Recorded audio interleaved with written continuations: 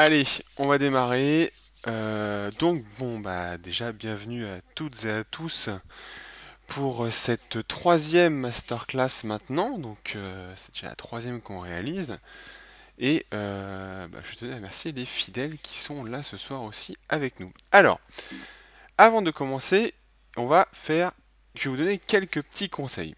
Le premier, c'est d'allumer ou d'augmenter le son de vos ordinateurs.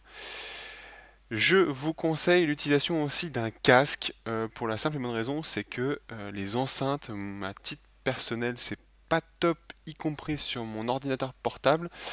Donc voilà, je vous recommande vivement l'utilisation de casques pour suivre ce genre de masterclass. Ensuite, on va voir beaucoup de choses ce soir, peut-être pas tous les sujets que vous avez envie qu'on aborde, mais en tout cas, prenez de quoi prendre des notes et surtout une bouteille d'eau ou autre chose. On est quand même dimanche soir, fin d'un long week-end, on reprend le boulot demain. Voilà, on peut prendre autre chose, il n'y a pas de souci, à condition que ça vous désaltère un petit peu, en tout cas que vous n'ayez pas à quitter la présentation, parce qu'on va quand même voir beaucoup de choses ce soir. Ensuite, on va essayer d'éteindre toutes les sources de distraction possibles, donc le portable, la télévision, la radio. On peut aussi s'autoriser d'éteindre son smartphone quelques minutes ou en tout cas pour une heure. Cela ne fait pas de mal et on peut profiter au maximum du webinaire. Ensuite, je vais vous poser une question assez simple. La première, et comme ça va me permettre de voir si tout le monde peut utiliser le module de questions, c'est est-ce que vous m'entendez tous bien? Ce soir, on est un petit peu nombreux. Euh, je suis assez content du coup. Voilà, donc merci déjà. Est-ce qu'on peut éteindre le chiot? Malheureusement non, en tout cas peut-être pas tout de suite, mais non, on peut pas éteindre le chien. Par contre, moi j'ai éteint mes enfants à titre personnel, donc on peut. Ok, bah merci à tous déjà d'avoir répondu. Bon, petit conseil néanmoins, afin d'avoir un son et une image de qualité. Alors, on fait pas de vidéo ce soir, on verra qu'une présentation. Maintenant, ceux qui suivent les masterclass maintenant savent que quand je présente des vidéos, ou en tout cas des techniques de montage, il est vraiment recommandé d'éteindre les plateformes de téléchargement légales ou pas, et d'éteindre Skype, qui prend en permanence de la bande passante. Voilà, donc n'hésitez pas, j'insiste là-dessus, n'hésitez pas à vous servir du module de questions, je vous ai invité à le faire en début, on les verra en fonction de à quel moment je dois m'hydrater pour continuer à parler correctement. On va essayer d'y répondre en fin de séance. Comme ça, moi, ça me permet de balayer d'un coup tout le module de questions. Et je vais essayer de louper personne. Donc, pour ceux qui me connaissent pas, donc je me présente, je suis Guillaume Manseron. J'anime, je suis déjà passionné par la vidéo depuis maintenant plus de 10 ans. Je suis aussi bien vidéaste que photographe. Il est vrai que ces dernières années, je fais beaucoup plus de vidéos. C'est un choix, les DSLR sont arrivés, on va le voir ce soir. Voilà, je suis devenu un grand utilisateur de réflexes numériques pour des vidéos. J'anime aussi, donc je suis le créateur et animateur des sites comme Photopassion. Bon, ceux qui sont des photographes, on a peut-être déjà eu l'occasion de discuter ensemble. J'anime aussi donc GoPro FR, le forum français des caméras GoPro, parce que ça a été une des premières caméras que j'ai pu mettre sous l'eau sans trop me poser de questions. Voilà. Et récemment, et on est là ce soir grâce à lui, autour de la vidéo, moi je suis un amoureux de l'image, hein, purement et simplement. Ma passion a commencé très tôt par la vidéo avec la première mini DV de mon père. Et voilà, bon, les cassettes d'enregistrement c'était pas mon truc et les montages à l'époque non plus. Force est de constater que je suis passé par la photo parce que c'était en fait en gros j'étais vraiment pas bon en dessin, j'étais pas bon en musique et que la photo était un très bon moyen d'expression. Donc j'ai commencé comme tout le monde avec un petit réflexe. Non, même pas, hein, j'ai commencé avec un tout petit compact et aujourd'hui on tourne sur réflexe numérique et j'en suis très content. Et la vidéo avec réflexe me permet vraiment du coup d'économiser en termes de poids dans le dos parce que j'ai un matériel qui fait aussi bien de la vidéo que de la photo et je peux en profiter au maximum. Un petit mot sur les masterclass, donc pour ceux qui sont habitués maintenant, ça va être du connu.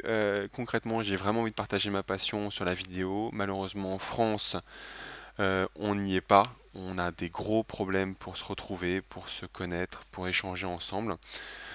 Donc voilà, j'ai souhaité créer ce formulaire-là qui est complètement gratuit, parce qu'il faut arrêter de tout faire payer aussi pour le coup, et que on peut très bien échanger de façon gratuite et moi j'apprends autant de vous que vous apprenez de moi, soit dans les commentaires des vidéos, soit par email. Il y en a qui m'ont fait des emails là pour celui-là, pour cette masterclass là qui m'ont concrètement assis par terre. Pour le coup, je sais pas si Gilles, je donne pas les noms de famille, si Gilles est là ce soir, vraiment merci pour ce mail là. Donc voilà, donc dans ces masterclass, on va aborder plusieurs sujets. On va aborder des astuces en vidéo, donc peut-être pas qu'en DSLR, mais en tout cas on va en parler. On verra des bons plans, comment s'équiper à pas cher, comment avoir des bonnes techniques. On verra aussi des tutos. Ceux qui ont suivi la première masterclass le savent. On voit des techniques de montage et des techniques d'archivage. En tout cas, c'est pour ce qu'on a déjà fait. Voilà, donc tous les mois, je vais essayer d'organiser ça. Cet été, là, on approche de l'été. Je pense qu'en août, je ne ferai pas de masterclass. Par contre, en juillet, je vous donne rendez-vous le 1er juillet. On fera une masterclass spécifique sur... Allez, je vous le dis en exclu, parce que vous êtes là avec moi ce soir. On fera une masterclass spécifique sur les drones. Donc pour ceux qui n'ont pas de drone, ce serait une bonne occasion d'apprendre un peu comment ça se construit et qu'est-ce qu'on a le droit de faire en France. Et on verra surtout les techniques de vidéo avec ce genre d'engin, dont je sais qu'il y a ce soir des amateurs.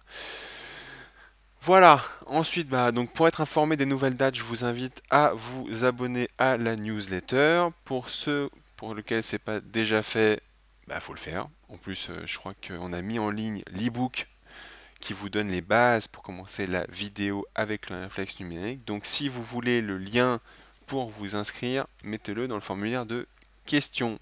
Je n'utilise pas du tout la fenêtre de chat, hein. Donc voilà, les formulaires de questions, n'hésitez pas, profitez-en, je vous donnerai le lien après. Allez, on va attaquer, on va rentrer dans le dur du filmer avec un réflexe numérique et on verra les avantages mais aussi les inconvénients de filmer avec ce genre d'engin. Donc la fonction vidéo est apparue en 2008 sur nos chers réflexes numériques. Donc en vidéo, quand on parle avec des cadors de la vidéo, ils appellent ça un DSLR. Donc voilà, je vous donne le vocabulaire qu'il faut utiliser avec les pros. C'est apparu sur le Canon 5D Mark II et sur le Nikon D90. Donc deux produits qui sont totalement différents parce que le 5D Mark II est un produit expert quand même, et le D90 était un produit d'appel, un premier réflexe numérique, pas d'entrée de gamme, mais presque. Donc ces deux produits-là sont arrivés avec la vidéo. Cette fonctionnalité, mon Dieu, a fait couler beaucoup d'encre et a fait beaucoup de débats. Si vous êtes là ce soir, c'est qu'à première vue, le débat, vous l'avez résolu en disant que cette fonction-là est extrêmement utile. Et je suis complètement d'accord avec vous. Et en plus, on va rajouter là-dessus qu'il ne faut pas avoir peur de cette fonction-là. Parce que la photo, c'est très bien, c'est génial. C'est juste que c'est un moment donné. On ne peut pas, ou on peut difficilement construire un vidéo reportage avec que des photos. Sinon, ça s'appelle un diaporama avec de la musique. Donc on a eu les partisans du pour, et on a eu les partisans du puriste photo. La fonction vidéo ne sert à rien, j'en ai pas envie, j'en ai pas besoin, mais c'est comme ça, aujourd'hui elle est là. Donc aujourd'hui, de plus en plus de films et de clips sont réalisés avec des réflexes numériques. Et je suis plutôt très content. Un exemple que peut-être beaucoup d'entre vous connaissent, qui est l'épisode final de la saison 6 de Doctor House. Donc je vais répondre à la question tout de suite. Oui, mais est-ce que c'était n'importe quel réflexe? La réponse est non. Il y avait du matériel utilisé qu'on va voir ce soir, et il n'y a pas besoin d'avoir du matériel à 100 000 € pour s'équiper en vidéo numérique. Donc, allez, on continue. Donc, les avantages, parce qu'on commence toujours par le truc le plus sympa. Le premier avantage, c'est le capteur. Le capteur des réflexes numériques, concrètement, plus le capteur est grand, plus la sensibilité et le piqué de l'image seront de qualité. Ça, il ne faut pas se tromper. Plus vous avez un capteur qui est grand, plus la qualité est bonne, plus le piqué est bon. Qui dit grand capteur ne veut pas dire des millions de pixels. On est en vidéo, 36 millions de pixels pour ceux qui utilisent un D800, j'ai vu une question tout à l'heure. Ceux qui utilisent un D800, 36 millions de pixels ne sert absolument à rien en vidéo. Je vous le dis tout de suite. Donc ceux qui ont par exemple un D90 qui fait du 1080p rendra la même chose qu'un bon vieux D800, à part le fait qu'il soit en full frame, qu'on va voir tout de suite. Donc, deux types de capteurs existent sur nos chers réflexes numériques. Le premier, c'est le capteur APS-C, appellation qu'on peut trouver sur les DSLR ou les réflexes numériques Canon 500D, 7D. Voilà, là ça va être des capteurs APS-C, donc le Nikon D5300, le Canon 700D. Voilà des réflexes numériques qui sont avec des capteurs APS-C. Et on va avoir le fameux capteur full frame, dit anciennement le 24-36, qu'on va retrouver sur nos amis Nikon D800 et le 5D Mark III. Voilà un petit peu les produits. Et effectivement, le Nikon D90 ne fait pas du Full HD. Il faisait du 720p à l'époque, ce qui était déjà très très bien. Ensuite, le capteur. Donc je vous ai mis des petits images, alors qui sont à l'échelle par rapport des uns des autres, mais qui ne sont pas à l'échelle en termes de centimètres. D'accord? Donc on va avoir les capteurs, donc dits de compact ou de caméra numérique. Donc effectivement, les caméras numériques n'ont pas de grands capteurs. Elles ont soit du tri-CCD, donc 3 capteurs, mais elles n'ont pas de grands capteurs. Donc voilà, on est sur des petites choses, des petits capteurs. On va avoir le micro 4 tiers qu'on va retrouver sur les formats dits hybrides. Sony Nexus 6 par exemple, on va retrouver ça sur l'Olympus OMD EM10. Qu'est-ce qu'on a d'autre? On a d'autres formats. Voilà, donc ces capteurs 4 tiers sont plus grands évidemment que des formats de compact. Et là, on va avoir les fameux APS-C. Donc, le premier trait que vous avez en vert, je vais prendre ma souris. Hop là. Le premier trait que vous avez ici, donc sur ce format-là, c'est tout simplement pour la marque Canon. Et ensuite, vous avez le trait d'après qui est celui-là. Voilà. Si vous avez entendu mon chien derrière, je suis désolé. Donc voilà, le trait d'après, c'est le Nikon, Pentax et Sony. Donc il y a une toute petite différence qui va servir principalement au facteur de grossissement. Donc ici, on va avoir un facteur de grossissement qui est plus faible que celui-là. Et le dernier qu'on va retrouver donc sur les capteurs full frame, soit 24-36, soit full frame, soit plein format. Voilà, les 3 dénominations qu'on va trouver un peu quand on discute avec les gens. Il est, pour le coup, vraiment plus grand. Donc, qui dit plus grand dit meilleur contraste, meilleur plein de choses. On va le voir juste après. Donc, un capteur APS-C va récolter 25 fois plus de lumière qu'un capteur de caméra numérique. C'est vachement sympa quand on doit filmer quand il fait nuit, par exemple. Mais il va récolter 1,5 fois plus de lumière qu'un capteur micro 4 tiers. Donc, en gros, le capteur APS-C, il fait 25 fois plus de lumière qu'un capteur de caméra numérique, mais 1,5 fois plus de lumière qu'un capteur micro 4 tiers. Et à l'inverse, il va récolter 2,4 fois moins de lumière qu'un capteur full frame. Donc, voilà, on trouve un peu un ratio de quel type d'équipement vous devez prendre, dans quelle fonction vous filmez. Ceux qui vont faire de la vidéo de concert par exemple, ou principalement de scènes de nuit, va peut-être falloir se diriger vers un 24-36. C'est pas obligatoire, mais voilà, ça va être plus confortable à l'utilisation quand vous allez faire vos scènes. A l'inverse, quelqu'un qui n'a pas besoin de filmer la nuit, un capteur APS-C est très bon et un capteur micro 4 tiers est très bon. Petite histoire, l'OMD m'a encore surpris sur des vidéos que j'ai réalisées sur fond vert. L'OMD, pour le coup, était meilleur pour moi que le D800. Voilà, petite remarque. Maintenant, les objectifs. L'avantage de filmer avec un réflexe numérique, c'est évidemment qu'on est ultra gâté, que ça soit Canon, Nikon, OMD, on est ultra gâté sur la gamme d'objectifs. On a une gamme d'objectifs qui est extrêmement large. Tous les ranges sont couverts. Donc, j'entends par range soit les zooms, donc les formats 14-24, 24-70, 24-105, 70-200. Voilà, on est hyper couvert en termes d'objectifs. On ne peut pas trouver mieux, d'accord, en termes de disponibilité pour nous vidéastes. Après, on va voir les focales fixes. Donc, rapidement, je vous explique que sur les zooms, avoir une ouverture constante, c'est très cher. A l'inverse, une focale fixe, vous n'avez pas de zoom, mais vous avez souvent des ouvertures constantes. Donc on va pouvoir trouver des 20 mm, des 35, des 50, 85, le fameux 135 mm de Canon. Voilà, donc il y a des objectifs qui font rêver dans les deux marques. Je ne suis pas là pour faire ce débat-là. Récemment, j'ai utilisé un 5D Mark III avec le 135, c'était juste... concrètement, je suis tombé par terre. Mais bon, voilà, donc on a des optiques très lumineuses qui vont nous aider tous les jours. Donc on va avoir du f1.2, f1.4, f1.8, f2.8. Donc des ouvertures qui sont extrêmement confortables à l'utilisation quand on fait de la vidéo. Je ne sais pas, vous pouvez me dire hein, dans les questions un peu quel parc optique vous avez. Je n'aborde pas les fameux 70-300 ou les 28-300. En toute honnêteté, c'est pas les objectifs aujourd'hui qu'il va falloir utiliser tous les jours au quotidien en vidéo. Je serais d'avis de vous dire faites des économies sur le boîtier, prenez un truc moins bien, mais investissez à mort dans les optiques, quoi.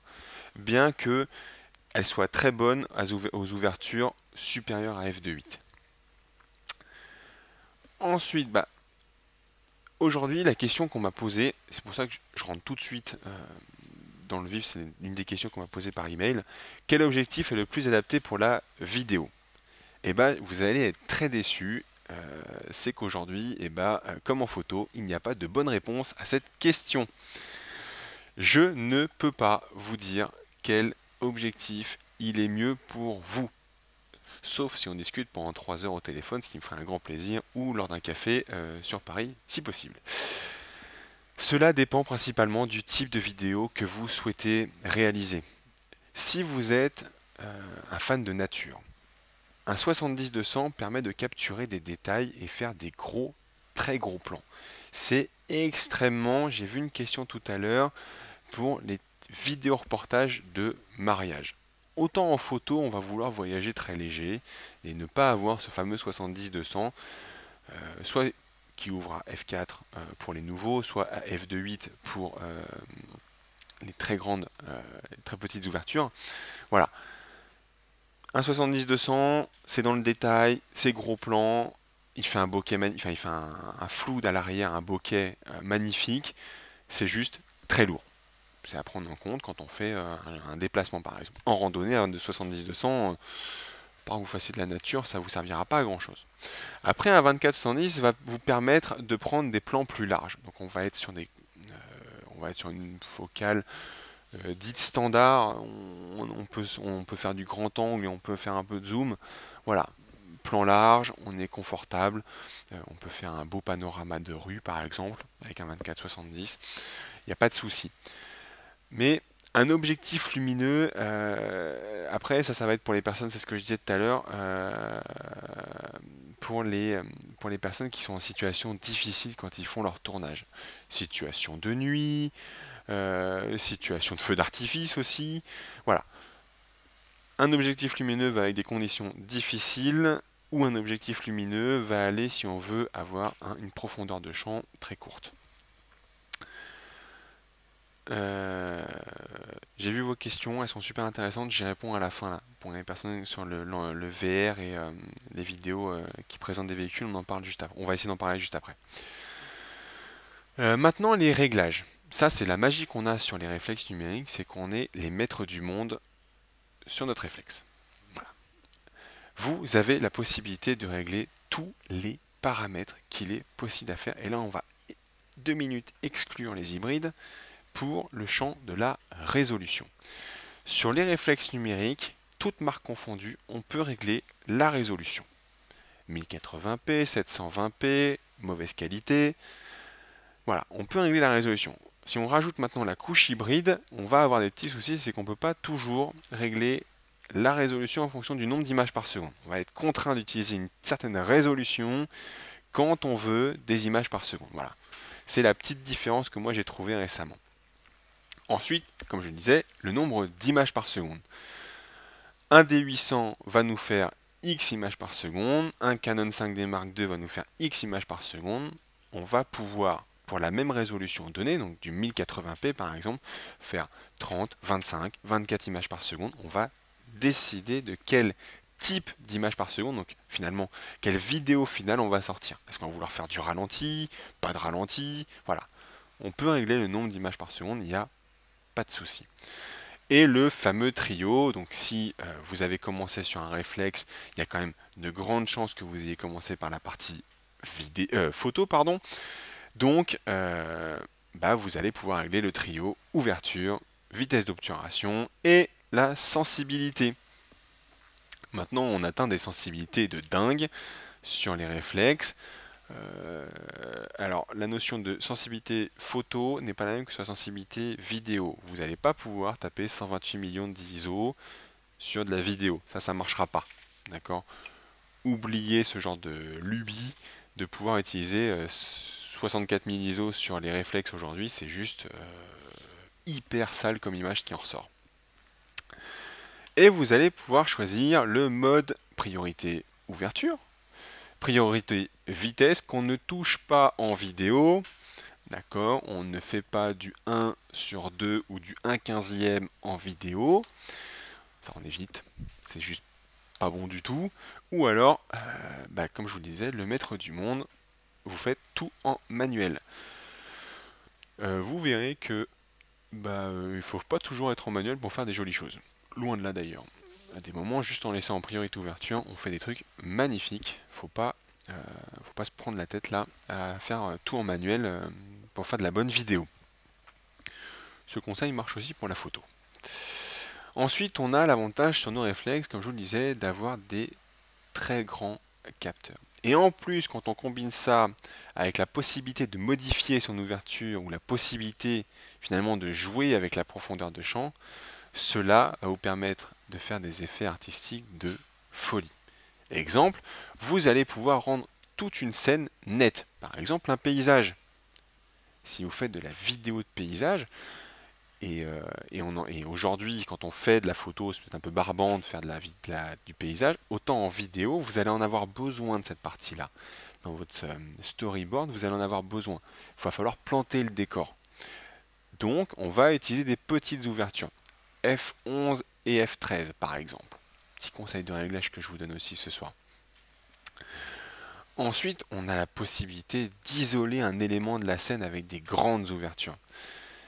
En gros, vous allez pouvoir donner une très faible profondeur de champ, d'isoler le sujet que vous filmez. Par exemple, vous faites, je réfléchis 3 secondes en temps réel, mais on fait le portrait, on fait le portrait d'une amie dans la rue.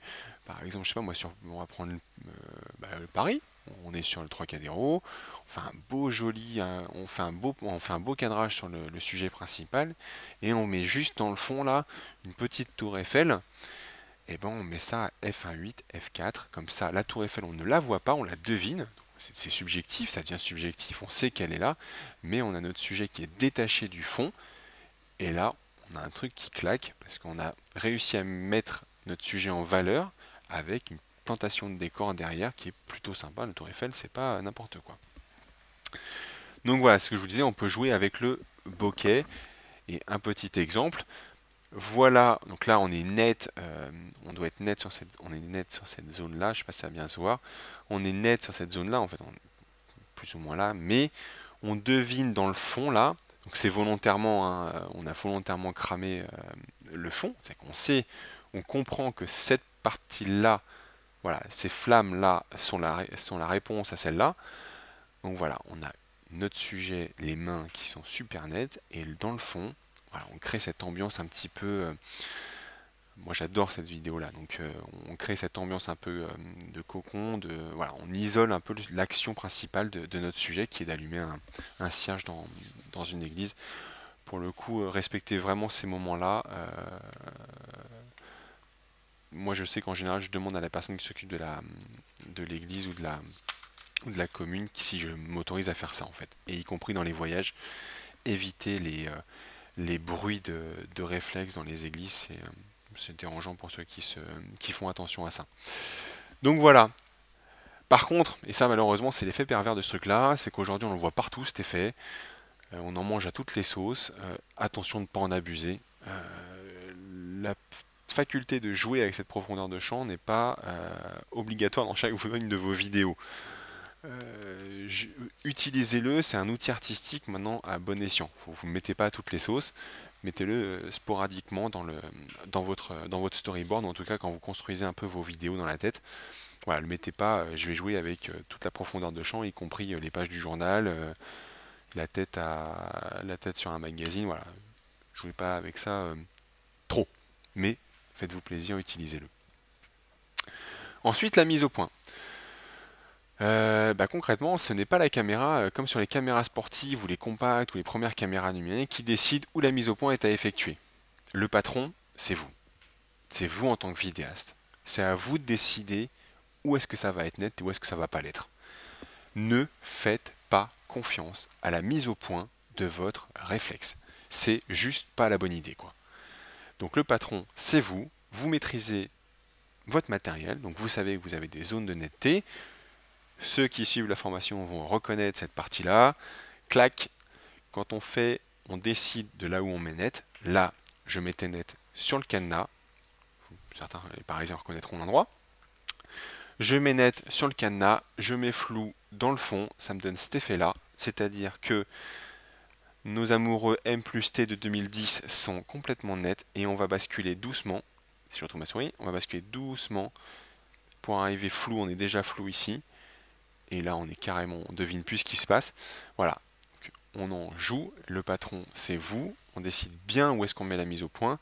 Je vous rassure, quand j'ai commencé, je faisais complètement confiance à l'AF de mon boîtier. Jusqu'au jour où j'ai compris que ça ne le faisait pas du tout. Donc n'hésitez pas à basculer en manuel, de toute façon ça vaut le coup d'essayer et vous allez voir que c'est un coup de main à prendre, je vous l'accorde.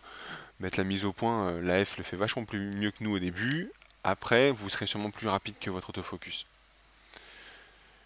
Bien que les utilisateurs de 5D Mark III m'ont rendu jaloux il n'y a pas très longtemps. Donc voilà, vous contrôlez les parties de votre image que vous voulez nette ou que vous voulez floue. Il peut être une très bonne idée d'avoir une image complètement floue, par exemple.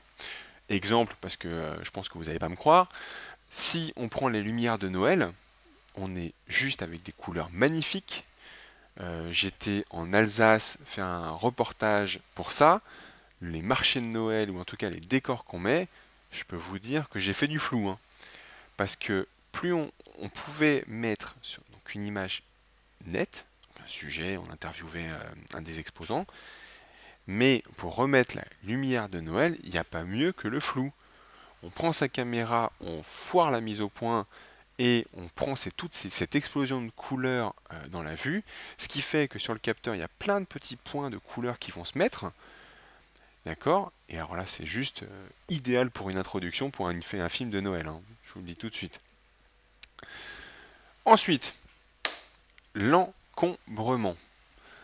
Un réflexe avec un objectif est peu encombrant. Il faut le comparer à ce qui est comparable. Quand on le compare avec des caméras de qualité équivalente, il faut voir ce qu'ils transportent les mecs. Hein. Quand on voit des équipes de tournage avec une caméra numérique de nouvelle génération, avec les optiques qui vont bien, le micro qui va bien, il fait 1 tonne son matériel. Nous, un réflexe, ça va faire 700 grammes. Après, vous allez me dire, oui, mais les objectifs, c'est lourd quand même. Oui, les objectifs, c'est lourd, mais tout dépend de ce qu'on utilise. Effectivement, on va trouver des objectifs à 140 grammes, 300 grammes, et surtout beaucoup de kilos quand on commence à arriver sur un 70-200, sur un 200-400 par exemple, voire même un 51-2 chez Canon. Ils sont lourds, ils font des très belles choses, mais ils sont lourds. Mais en moyenne, on va être entre 1 et 2 kilos pour la partie vidéo. D'accord? Donc il faut vraiment comparer ce qui est comparable. Un réflexe monté pour de la vidéo est toujours moins lourd que une caméra spécifique, dit professionnelle, j'insiste sur le dit professionnel, qui va faire la même qualité, avec les mêmes qualités d'ergonomie. Et on en parle tout de suite de l'ergonomie. Il faut la conception d'un réflexe offre une très bonne prise en main, même de base. Mais en plus, grâce à plein de choses. Par exemple, le grip vertical. Donc j'entends par grip vertical, ma souris, elle arrive, elle est où? Elle est là. J'entends cette partie-là. D'accord? Déjà rien que ça. Alors oui, en fonction de la taille de votre main, il va y avoir des différences. Un exemple très bête, je ne peux pas, moi, avec mes mains, prendre un réflexe dit D7000 ou D7300 ou D5300. J'ai du mal à être confortable là-dessus. Mais c'est parce que c'est comme ça. Si par exemple je rajoutais un grip, donc on vient rajouter une poignée en dessous du réflexe, là j'aurais pas de souci. Mais on peut avoir 2 grips sur un réflexe. Et après, on va avoir la possibilité d'avoir plusieurs écrans. Ah bon, plusieurs écrans sur un réflexe? Oui, on en a au moins, normalement, 2. Un grand écran de contrôle qui va être placé à l'arrière, donc qui nous va nous servir pour faire du live view, parce qu'on n'a pas encore inventé les optiques, enfin les prismes qui font de la vidéo. Bref, donc on va avoir notre écran de contrôle qui va nous dire si on cadre bien, si on est net ou pas, en faisant attention à ce qu'il affiche quand même. Mais on en a un autre. Donc ça c'est l'écran, voilà, c'est l'écran arrière. Donc ça, hop, on est là. Donc là on voit tout. Hein. Normalement on voit niveau de batterie, résolution, séquence qui me reste à tourner. Mais on va avoir un petit écran sur le dessus. On va avoir celui-là. Et en vidéo on s'en sert de celui-là. Pourquoi? Bah, quand le matériel il est raccordé à la moitié de... Bah, je sais pas, on met une optique, on a le viewfinder, on met un follow focus, on n'est pas super confortable pour voir l'écran arrière si on n'a pas un écran de contrôle. Maintenant avec ce petit écran, bah, on sait récupérer où est-ce que j'en suis en termes d'exposition, ma vitesse, ma profondeur de champ. On est plutôt pas mal pour commencer à utiliser son matériel. Et après on va avoir les accessoires. Et ça, depuis 2008, de plus en plus d'accessoires ont vu le jour pour la vidéo de réflexe. Et on a le follow focus, donc ça ressemble à ça un follow focus, ça vous aide à assurer la mise au point, mais au dixième de millimètre près. C'est donc indispensable pour régler correctement son focus. Quand je dis indispensable, j'exagère un peu, hein. On peut très bien faire sans. Je l'ai fait pendant des années sans, j'ai pas eu besoin d'un follow focus tout de suite. On va avoir le viewfinder. Ça, ceux qui suivent autour de la vidéo ont vu une vidéo que j'ai réalisée sur le caméra QV1. Donc ça, c'est juste, ça vaut 80 € et ça vous évite tous les problèmes de mise au point. Ça vous permet de contrôler la mise au point de votre DSL, de votre réflexe numérique, et ça va pouvoir vous éviter d'avoir des problèmes avec l'écran quand le soleil y tape dessus. D'accord? Je ne compte plus le nombre de vidéastes qui me contactent, qui me disent je comprends pas Guillaume. Là, moi, je vois plus rien sur mon écran dès qu'il y a 2 rayons de soleil. Oui, bah c'est normal, hein, l'écran il n'est pas enfin il est rétroéclairé, mais pas comme un écran d'ordinateur, donc moins rayon de soleil, on n'y voit plus rien. Hein. On met un petit viewfinder, ça vaut, il y en a à 30 €. On met un petit viewfinder, le caméra QV1 que je recommande pour le coup vaut 80 €. Bah, il n'y a plus de problème. il fait noir dans le caisson et en plus on s'assure la mise au point. Je pense que c'est plutôt sympa comme accessoire. Après on va avoir les trépieds et têtes fluides. Donc ça c'est juste extrêmement confortable à l'utilisation pour nous vidéastes. C'est pas obligatoire. Le trépied et tête fluide je le recommande néanmoins fortement pour gagner du temps au montage. Parce que bah, vous n'aurez pas les scènes qui tremblent, donc vous n'en mettrez pas 80% à la benne. Et après on a les épaulières ou le Steadicam, accessoire que j'adore à l'utilisation qui ressemble à ça. C'est un accessoire pas indispensable mais qui fait des mouvements fluides et moi ça j'adore. Et on va avoir la petite cage qui vous permet alors de venir mettre votre DSLR à l'intérieur, mais on peut venir y mettre un micro, un écran de contrôle, l'enregistreur numérique, bref, on peut venir y fixer, en fait ça sert à ça, hein, les petits trous qu'il y a là. En fait c'est tout simplement des vis, je sais pas si on le voit, oui si on le voit. Des petites vis ici, ça vous permet de mettre un micro, un écran de contrôle, tout plein d'accessoires pour nous vidéastes à l'utilisation quand on fait une séquence en extérieur ou des choses comme ça. Euh, Ensuite, bah, on a la matte box, donc c'est la partie qu'on voit, hop, voilà, donc c'est cette partie-là. Ça vous évite d'avoir des flares, je sais pas comment on le prononce. Vous savez, ce fameux effet violet qu'on peut avoir quand la lentille est percutée par le soleil de façon pas très sympathique. Voilà, ça vous évite ça, et c'est des histoires de légers reflets qu'on peut détecter. C'est, je sais pas, ouais, je suis convaincu par le produit, mais pas pour tout le monde. Donc, ça dépend des situations que vous utilisez au quotidien. Autant le follow focus, oui, le viewfinder, oui, le steady, oui. Le reste, ça dépend après vraiment de votre, euh, de votre utilisation. Mais par contre, ceux qui me connaissent savent qu'il faut utiliser un micro externe. Je rappelle que la vidéo est un art audiovisuel.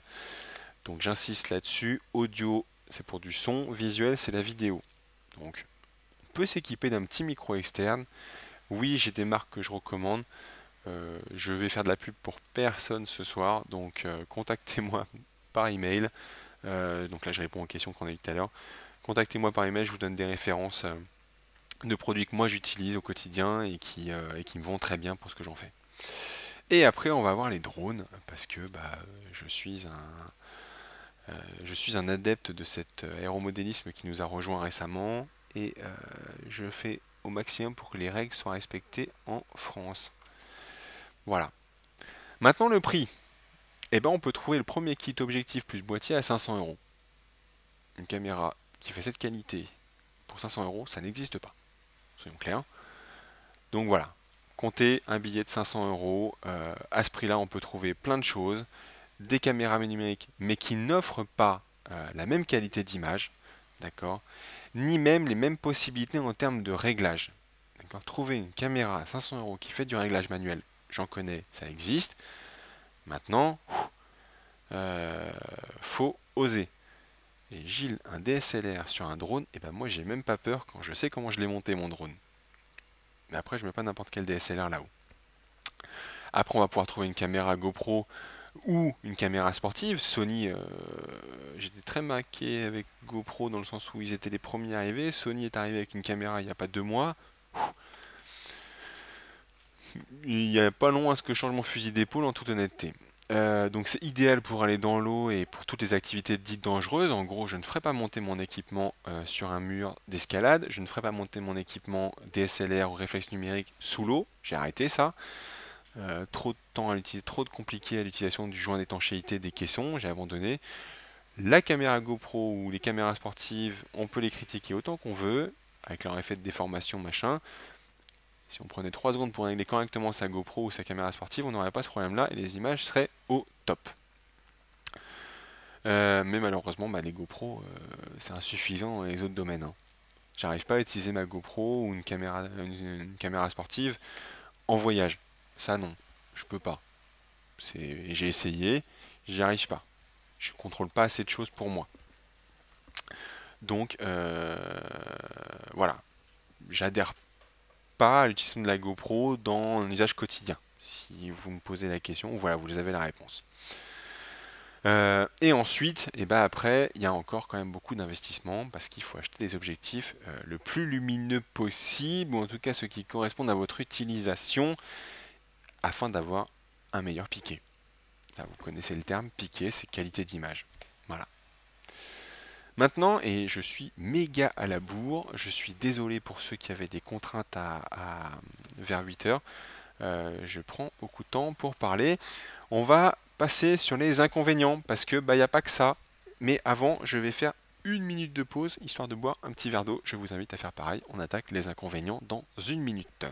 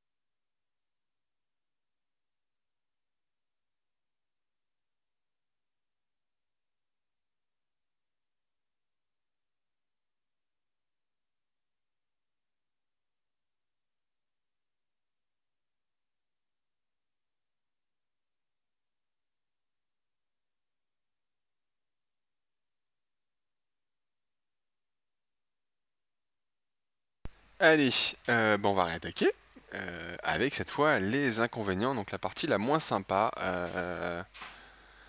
Bah pour nous, réflexes, ceux qui utilisent des réflexes numériques, parce que bah, ils font pas que des bonnes choses aussi, ces réflexes numériques, c'est des choses à savoir. Et voilà, là, ce soir, je vous donne un peu les gens ont dit que je donnais la toolbox, donc la boîte à outils, bah, pour pas faire des petites erreurs de base qui pourraient malheureusement vous pénaliser. Bah, le premier problème, c'est l'autofocus. Certains réflexes proposent un autofocus en vidéo, cependant, il est pas toujours hyper performant, il est juste extrêmement bruyant et il est juste pas performant pour nous vidéastes. Il peut même arriver avec des très bonnes optiques, ça m'arrive moi à titre personnel, donc c'est un D800 avec un 105 mm, et bah il peut arriver que mon objectif patine et il arrive vraiment pas à faire sa mise au point ou à suivre une personne en mouvement. Donc concrètement, je peux faire une très bonne scène fixe. Maintenant, quelqu'un qui bouge avec la F, l'autofocus, j'y arrive pas, ça marche pas. Pour pallier à ce problème, il va falloir que vous passiez en mise au point manuelle. Et ça, je suis désolé, mais en tant que vidéaste, il va falloir vous y faire. Il va falloir peut-être 5 ans pour que les AF deviennent extrêmement performants, c'est-à-dire extrêmement rapides, pour faire la mise au point. Et pour résoudre ce problème, bah, je vous conseille le couple Viewfinder et Follow Focus. Vous avez vraiment besoin du Viewfinder pour vous assurer que c'est net. Le Follow Focus, c'est juste que ça vous évite de tourner la bague de mise au point de façon sans donner d'à-coup. Le Follow Focus, vous tournez une molette qui est sur la gauche, sur la droite, en fonction de si vous êtes droitier ou gaucher. Voilà. Cette molette-là va vous permettre de faire une mise au point rapide, extrêmement précise, parce qu'il y en a qui ont eu la fonction A, B. A, je suis au démarrage, B, je suis à la fin, donc j'ai juste à tourner la molette et de suivre ces 2 points. Mais le Viewfinder, je vous recommande vraiment. Voilà un peu à quoi ça ressemble en couple. On a le follow focus up qui est ici, sur le côté, donc vous voyez, c'est une molette qui est là que vous tournez, qui vient en fait venir frotter l'écran de votre objectif, et ben, c'est parti, on tourne.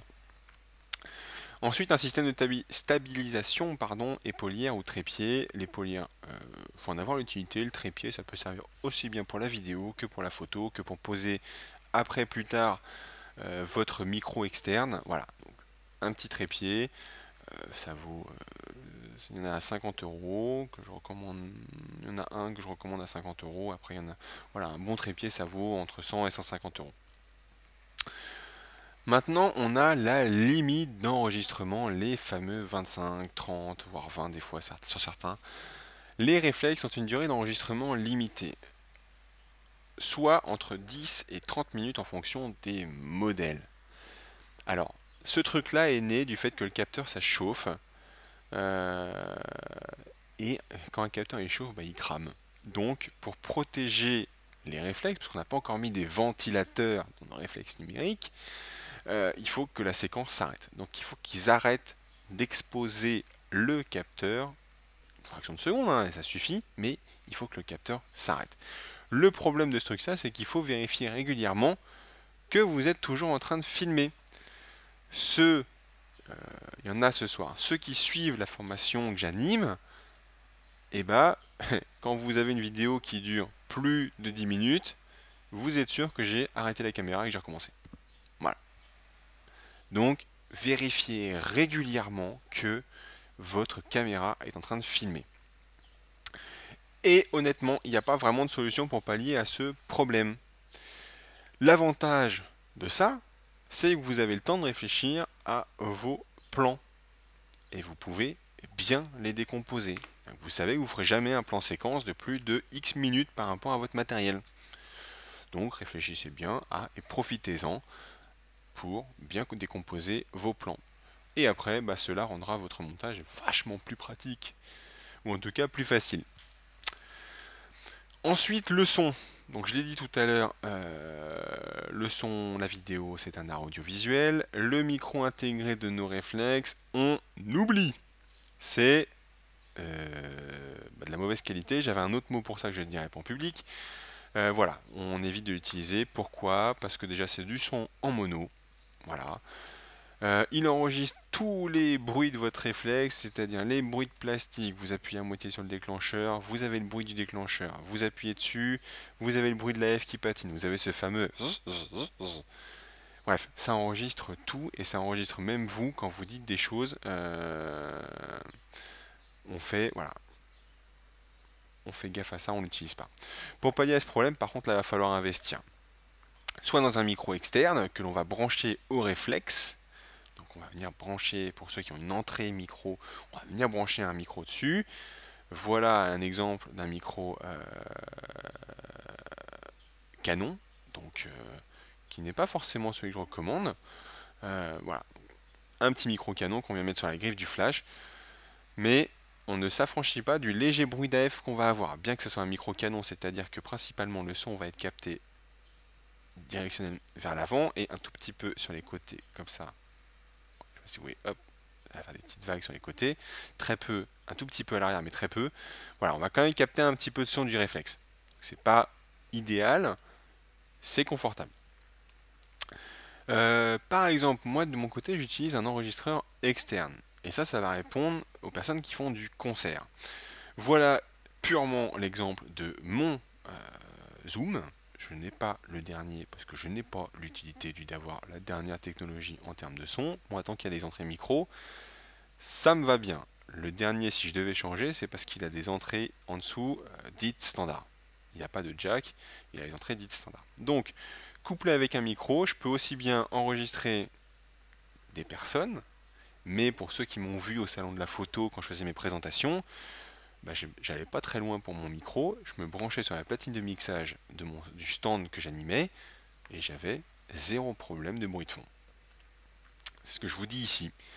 Je me branche sur la platine de mixage, hop, un petit jack, clac clac, et j'ai mon son au top, parce que les micros qu'ils nous mettent dans les salons sont juste géniaux.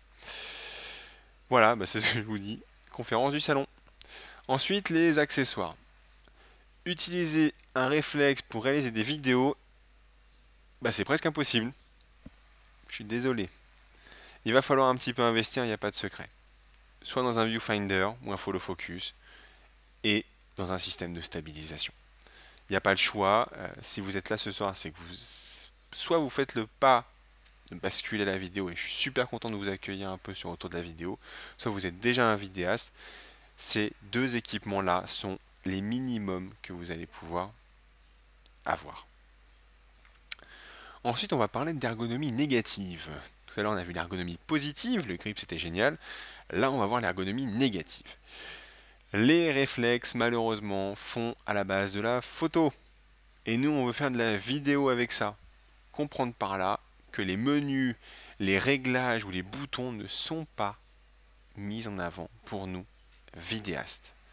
On a encore un gros bouton pour le déclenchement de la photo. Ça, parce que à la base ils sont là pour ça, donc on a des gros boutons, mais on a un tout petit bouton pour le déclenchement de la vidéo. Exemple, ça c'est mon matériel. Là, j'ai mon gros bouton pour faire ma mise au point et faire ma photo. Et voilà, la taille de mon bouton pour l'enregistrement en vidéo. Tout va bien.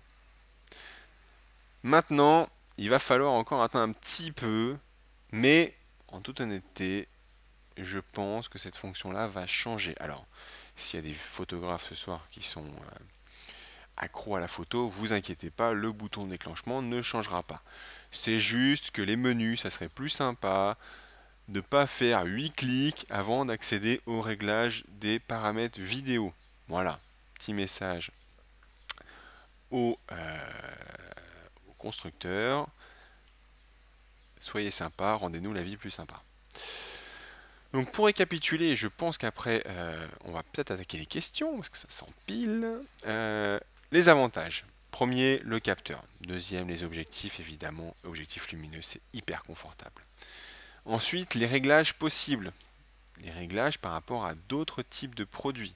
Pas des réglages faciles, j'ai dit. Ensuite, une profondeur de champ qui est extrêmement maîtrisable, donc extrêmement confortable. La mise au point que l'on peut faire intégralement manuellement. Essayez de trouver une caméra à 500 € où vous faites la mise au point à la main. Vous allez voir, ça va être. Faites un tour à la Fnac si vous avez le temps, vous allez voir, ça va vous surprendre, hein. Il n'y en a pas. Ensuite, il y a l'encombrement qui est quand même raisonnable. On peut avoir un très bon matériel sans. Si on part en randonnée ou des choses comme ça, on a envie de voyager léger. Ben, un réflexe est plutôt confortable pour voyager léger. Ensuite, on a l'ergonomie avec la partie grip, donc cette prise en main qui est extrêmement confortable. Les accessoires que l'on peut avoir à portée de main. D'accord, aujourd'hui, il y a enfin des distributeurs en France qui font de la vidéo et qui proposent des produits de qualité que nos Américains utilisent depuis des années, mais que nous, on vient à peine d'avoir en France. Le prix, bah aujourd'hui, c'est ce que je vous disais, pour 500 €, on a une optique, un DSLR, on peut commencer à filmer. Par contre, bah, le revers de la médaille, c'est qu'il y a quand même des inconvénients. 1. L'autofocus, bon, j'insiste pas là-dessus, vous avez compris que je ne suis pas un grand fan de cet autofocus sur les réflexes. Cette limite d'enregistrement qui est là pour protéger le matériel, donc je ne peux pas trop leur en vouloir d'avoir mis cette contrainte-là. Maintenant, je vous le disais, faites attention quand vous enregistrez des longues séquences, une présentation, un concert, je sais pas moi, un séminaire par exemple, voilà, on vérifie de temps en temps qu'on est toujours en train d'enregistrer. Le son qui est juste horrible de base, donc vous avez tous tendance, en tant que débutant ou pas, à virer ce son et remplacer par une musique non libre de droit, ce qui fait que bah, vous vous retrouvez avec vos vidéos YouTube qui sont non présentées. L'ergonomie les accessoires, pardon, les accessoires qui sont obligatoires pour nous, nouveaux vidéastes. On est obligé d'utiliser des accessoires pour réaliser nos séquences. Donc l'ergonomie pour la partie inconfort à l'accès au réglage. Sur un D800, je crois qu'il faut faire 1, 2, 3 clics pour arriver au menu vidéo, au réglage de la vidéo. C'est paramètres vidéo, type de résolution. Voilà un peu où il faut en arriver pour régler la partie vidéo. Et ensuite, eh ben, il va falloir pratiquer, j'en rajoute un dernier, pratiquer. Il va savoir régler plusieurs types de paramètres. Le premier, c'est votre résolution. Ça, obligatoire en fonction de là où vous voulez diffuser. Ensuite, les nombres d'images par seconde. Ça va vous dépendre de la type de vidéo que vous souhaitez faire. La vitesse d'obturation, les ISO et l'ouverture, ce fameux trio obligatoire. Mais pour maîtriser tout ça, ça demande de la pratique. Il faut donc, et moi encore, j'en apprends tous les jours, d'accord, il faut donc s'exercer encore et encore pour bien connaître son matériel pour réaliser des vidéos de qualité. Ensuite, déjà c'est terminé. Maintenant, je termine à l'heure. Je termine avec un quart d'heure de retard parce qu'en général, je laisse un petit quart d'heure pour les questions-réponses. Donc, je vais répondre aux questions que j'ai reçues. Néanmoins, j'ai récemment sorti un e-book sur les concepts de base en vidéo. Cet e-book, je l'ai voulu gratuit, donc inscrivez-vous pour le télécharger. C'est gratuit, donc vous vous inscrivez autour de la vidéo.com. Il y a un formulaire à droite où vous laissez nom, prénom, prénom, email, et je vous envoie l'e-book tout de suite pour les bases de la vidéo. Donc je vous donne une technique de cadrage, c'est quoi une résolution, c'est quoi un codec. Enfin, voilà, je vous donne un peu une petite clé en main des 10 trucs que j'ai notés sur les personnes qui débutent en vidéo et les questions qui se posent. Donc n'hésitez pas à le télécharger et pareil, n'hésitez pas à m'envoyer. Donc là, la masterclass sera disponible en téléchargement pour ceux qui veulent la revoir ou ceux qui veulent se l'échanger plus tard. Euh, et voilà, n'hésitez pas à vous abonner à la newsletter parce que moi ça me permet en plus d'échanger avec vous des petits tuyaux, les nouveaux articles qui arrivent sur autour de la vidéo. Donc voilà, n'hésitez pas, pareil, me poser vos questions, échange par email. Moi j'adore ça. Il y en a qui sont là ce soir qui les utilisent. Et j'apprends autant que de vous de moi. Donc, on va attaquer les questions sur cette troisième masterclass. Alors, est-on condamné à filmer des scènes à distance constante? Patrick qui me pose cette question. Eh ben non, on n'est pas contraint de filmer à distance constante. Le follow focus, donc qui est un accessoire, mais qu'on peut très bien utiliser en termes de quand on n'a pas cet accessoire-là. C'est ce que j'appelle l'AF manuel. L'AF manuel pour moi c'est vous. Vous savez d'où part un sujet, vous savez où est-ce qu'il doit arriver, vous savez quelle trajectoire il va prendre. Ça marche aussi pour les scènes non prévues. Vous savez très bien déplacer votre lentille, ou en tout cas cette bague de mise au point, de façon douce et linéaire pour arriver d'un point A à un point B. Donc on peut très bien, alors c'est un peu plus compliqué quand on n'a pas le follow focus, maintenant quand on a ce genre d'accessoire, la seule chose que j'ai remarqué quand une personne débute en termes de la vidéo, c'est qu'elle sait juste pas dans quel sens tourner sa bague. C'est-à-dire elle va tourner dans un sens alors qu'elle voulait tourner dans l'autre. Donc il faut bien connaître le sens de votre optique et après il faut juste être tout doux.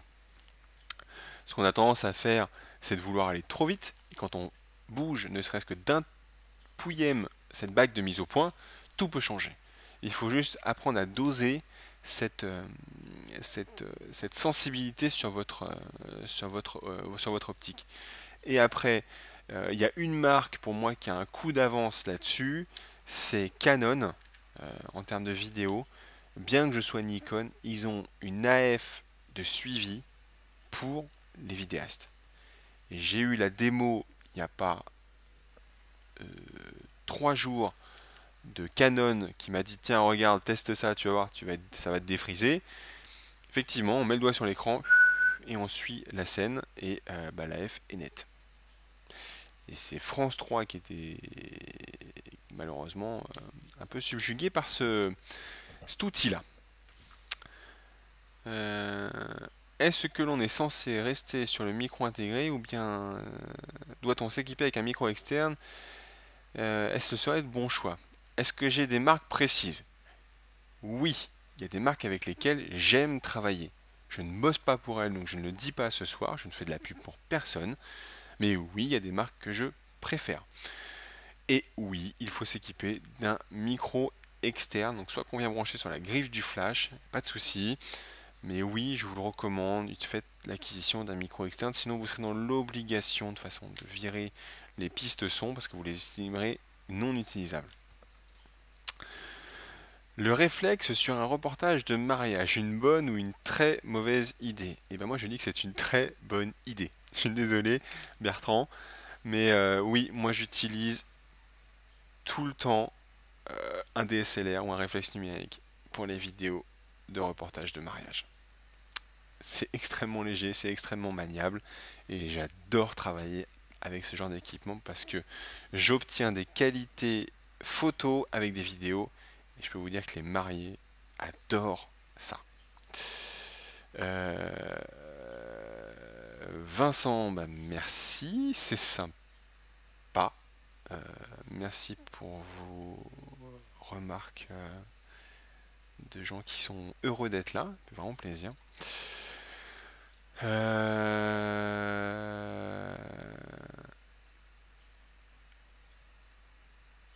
Alors, question de Serge. Comment vaut-il mieux régler la mise au point en vidéo?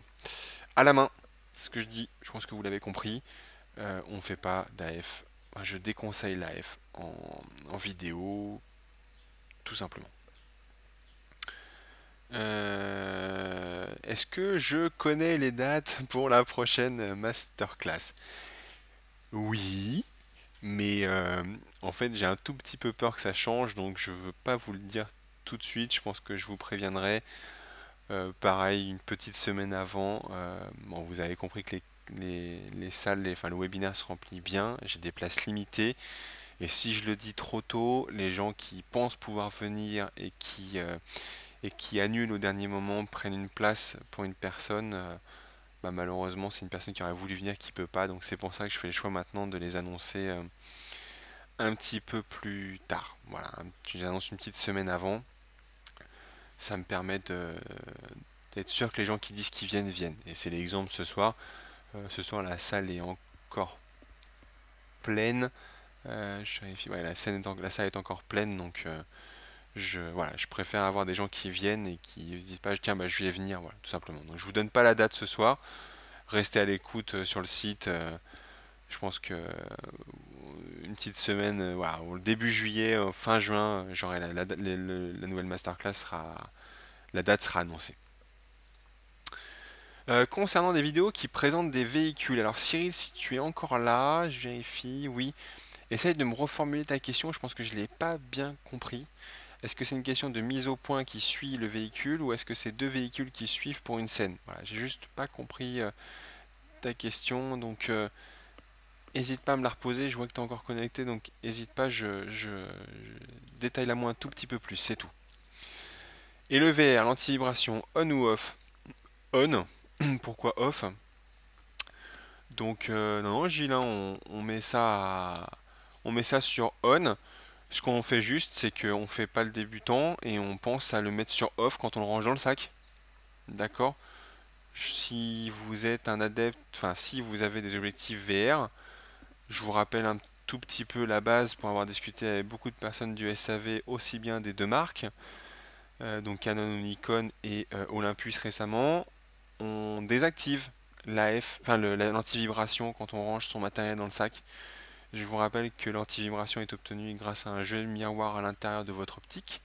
Donc quand vous le mettez sur on, les ressorts qui activent ces miroirs sont donc sous tension, donc détendus, donc l'anti-vibration est en place. Quand vous le mettez sur off, il bloque ces miroirs. Si vous le laissez sur on et que vous le laissez dans le sac, vos miroirs sont plus sous tension, mais les ressorts sont détendus. Voilà, donc on le met sur on quand on filme, et quand on le range, on le met sur off. Sinon, vous allez avoir vos VR qui vont être fatigués plus vite que prévu. Objectif lumineux, quelle ouverture? Alors clair, ça dépend complètement de l'effet que tu veux donner. Exemple petit 1, tu veux faire un beau portrait de quelqu'un de ta famille, tu veux l'isoler du sujet, on met l'ouverture à f1.8, f2.8, f4 max. A l'inverse, tu souhaites avoir une scène qui est complètement nette, à ce moment-là, on met f8, f11 ou f13. Attention juste à pas trop pousser ces objectifs dans les derniers retranchements, parce que bah, tout simplement tu peux avoir des effets de déformation pas forcément hyper sympa quoi. Merci François qui me dit qu'il doit y aller mais que c'était juste super intéressant. Et ben moi j'étais super heureux de vous avoir ce soir. Ensuite, Alors, en vidéo de concert, donc j'ai vu plusieurs questions là-dessus. En vidéo de concert, et bah, c'est ce que je recommande, oui, dans la formation, c'est d'utiliser ces valeurs limites. J'appelle par valeur limite, ça me fait un maximum d'ISO acceptable, des réglages qui ne sont pas le double de la vitesse de votre image par seconde. Voilà, mais je vous recommande vivement de pousser vos objectifs dans les valeurs limites. Ensuite,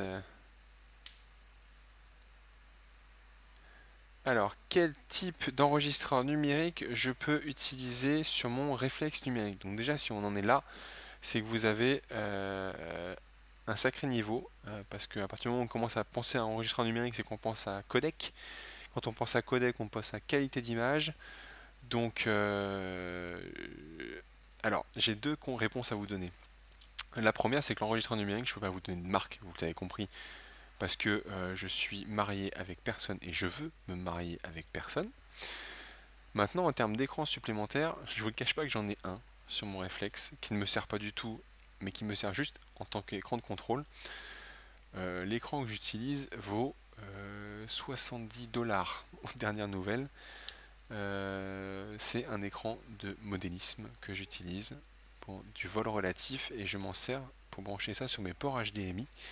Et je n'ai pas besoin d'acheter du matériel à 500 € pour avoir un écran de contrôle. Voilà. Pareil, les références sont par email.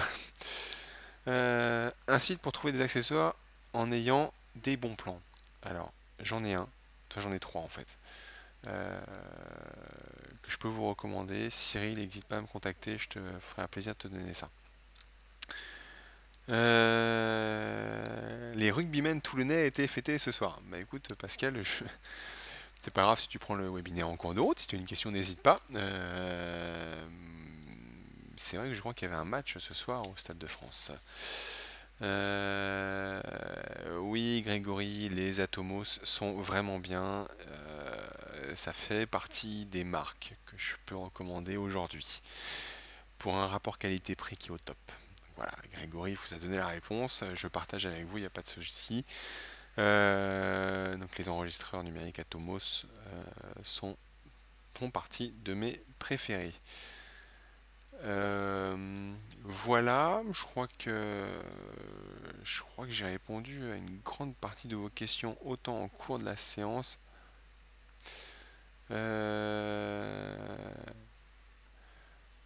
Alors oui, je réinsiste là-dessus. On peut on peut se passer de VR sur un trépied. Je suis d'accord avec ça. Parce que normalement on n'est pas censé être à coup, on n'a pas censé avoir d'à-coup sur l'écran. Maintenant, c'est libre à chacun d'utiliser le truc. Moi, j'utilise à chaque fois. Est-ce qu'on est obligé d'utiliser les projecteurs de lumière, surtout pour les vidéos plus proches? Et un grand merci pour votre travail. Continuez comme ça. Alors, Jarir, est-ce qu'on est obligé d'utiliser des projecteurs de lumière? Alors moi, je connais deux types de projecteurs. Le premier, c'est celui qu'on va avoir sur la griffe du flash, qui est plutôt un projecteur LED. Euh, Alors, on n'est pas obligé d'utiliser. Maintenant, c'est extrêmement confortable, autant pour les vidéastes, pour les photographes. Ça sert absolument à rien d'avoir ça sur leur griffe, à part un flash officiel. Maintenant, pour nous vidéastes, le coup de la petite lampe torche sur la griffe, moi, je conseille vraiment. Juste, il faut faire gaffe à la chaleur de la lumière qu'on lui donne. On n'est pas en train d'enregistrer projet Blair Witch. On peut très bien contrôler l'intensité de la lumière sur ce genre de petits produits et on évite de l'éclairer à 5500 degrés Kelvin par exemple. Hein, les gens bleus, c'est jamais joli. Donc surtout quand on sait qu'on va peut-être consacrer peu de temps à la post-prod, donc on fait gaffe à mettre un peu plus chaud. Je vous rappelle, hein, 800 degrés, on est couleur bougie, et au-dessus, on va tendre vers le bleu. Donc voilà. Bah écoutez, je pense que je suis déjà méga à la bourre. Je vais vous laisser tous, peut-être, aller manger. Et puis, bah, je vous dis bah, à bientôt pour ceux qui sont en train de me remplir la newsletter, parce que je pense que l'ebook vaut le coup, donc bon, je vous le redis, allez-y, allez vous inscrire, vous avez le lien là-dessus et profitez-en. Donc je vous dis à très très bientôt, et je vous dis à la prochaine, et n'hésitez pas à me contacter par email, dans les commentaires des vidéos, voilà, faites-vous plaisir, profitez-en, je suis vraiment disposé à autant apprendre de vous que moi avec vous. Donc je vous dis à une prochaine fois. Ciao ciao.